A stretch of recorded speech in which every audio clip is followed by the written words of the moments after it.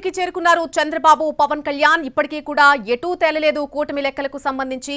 ఎటూ తేలకపోవడంతో టీడీపీ జనసేన సీట్ల ప్రకటన ఇంకా ఆలస్యమయ్యేలా కనిపిస్తోంది. దీంతో రెండు పార్టీల క్యాడర్ అసహనంలో ఉన్నాయి. బీజేపీ పెద్దల పిలుపు కోసం ఎదురు చూస్తున్నారు చంద్రబాబు పవన్ కళ్యాణ్. ఈ నెల 28న తాడేపల్లిగూడెంలో టీడీపీ జనసేన ఉమ్మడి సభ నాటికైన పొత్తులపై స్పష్టత కోరుతున్నారు రెండు పార్టీల నేతలు కూడా.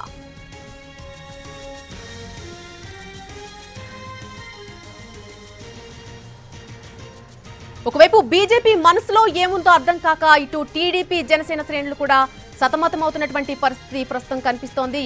ఇప్పటి వరకు కూడా కూటమి లెక్కలకు సంబంధించి ఎటు తేలని పరిస్థితి ప్రస్తుతం అటు జనసేనలో ఇటు టీడీపీలో కూడా కనిపిస్తోంది. ఇంకా ఆలస్యమయ్యే అవకాశం కూడా సీట్ల ప్రకటనకు సంబంధించి ఉన్నట్టుగా సమాచారం అందుతోంది. దీనికి సంబంధించి పూర్తి అప్డేట్ మా ప్రతినిధి పిఎంఆర్ అందిస్తారు. పిఎంఆర్,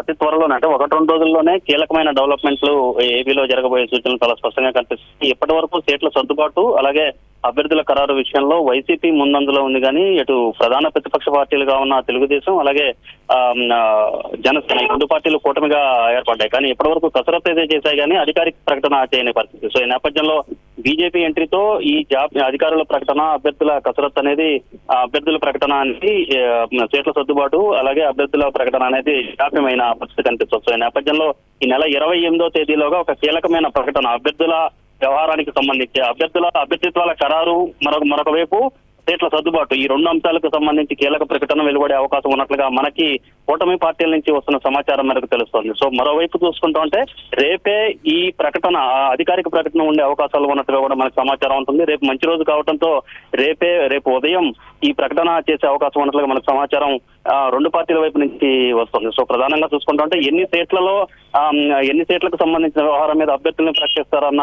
క్లారిటీ ప్రస్తుతానికి లేకున్నప్పటికీ వాస్తవానికి రెండు పార్టీలకు సంబంధించిన కసరత్తు జరిగిన సందర్భంలో అయితే ఒకేసారి 175 నియోజకవర్గాల అభ్యర్థుల్ని ప్రకటిస్తే ఏ విధంగా ఉంటుందన్న చర్చ కూడా జరిగిన పరిస్థితి కనిపిస్తుంది. సో వీలైనంత ఎక్కువ మందిని సీట్ల సర్దుబాటుతో పాటు వీలైనంత అసెంబ్లీ నియోజకవర్గాలకు సంబంధించిన అభ్యర్థుల ఖరారు మీద వీలైనంత మంది ఎక్కువ మందికి క్లారిటీ ఇచ్చే దిశగానే రేపటి ప్రకటన ఉండే అవకాశాలు ఉన్నట్లుగా మనకి అటు టీడీపీ ఇటు జనసేన వైపు నుంచి వస్తున్న సమాచారం మనకు తెలుస్తోంది.